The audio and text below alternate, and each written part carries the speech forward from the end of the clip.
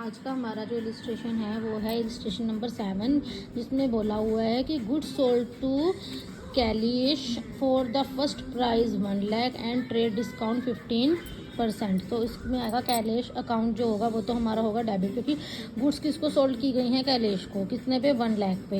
1 लाख पे कितने % डिस्काउंट उन्होंने दिया है? 15%। तो यहाँ पे हम निकालेंगे 1 लाख का 15%। ये आ गया 15,000, जिसमें से पहले हम क्या करेंगे, 1 लाख में से इसको करेंगे लेस। तो टोटल हमारे पास कितना बचा? 85,000। ठीक है।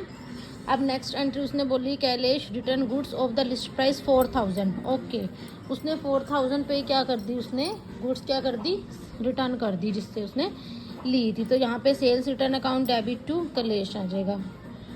ठीक है, कैलिश। तो 4,000 तो कितने % लगेगा फिर से उस पर? 15%। तो यहाँ पे देखो गाइस, तो यहाँ पे हम 4,000 का 15% लगाएंगे। ये 600 आता है, जिसमें से हम माइनस करते हैं तो ये हमारा बनता है 3400। ठीक है। अब नेक्स्ट लास्ट एंट्री उसकी जो रहती है वो उसने बोला कि रिसीव्ड किया फ्रॉम कैलाश से द अमाउंट ड्यू था जो from him under a cash discount 5% पे।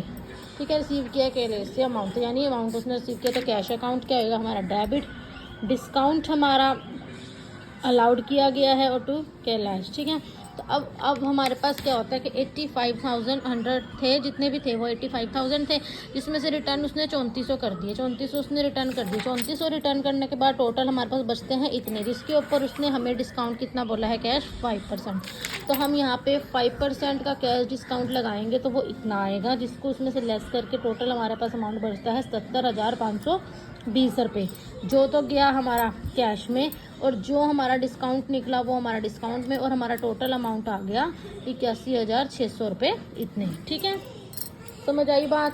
तो उसने क्या किया कि सेल जितने की थी इतने की थी, सेल्स उसने रिटर्न करी, जिसे माइनस किया तो इतना हमारे पास अमाउंट आया। इस अमाउंट पे उसने 5% डिस्काउंट लगाया, तो डिस्काउंट हमारा इतना आ गया। तो डिस्काउंट में डिस्काउंट का चला गया, जितना अमाउंट आया है कैश रिसीव्ड हुआ वो वहाँ गया, और टोटल आ गया हमारा 81,600। ओके।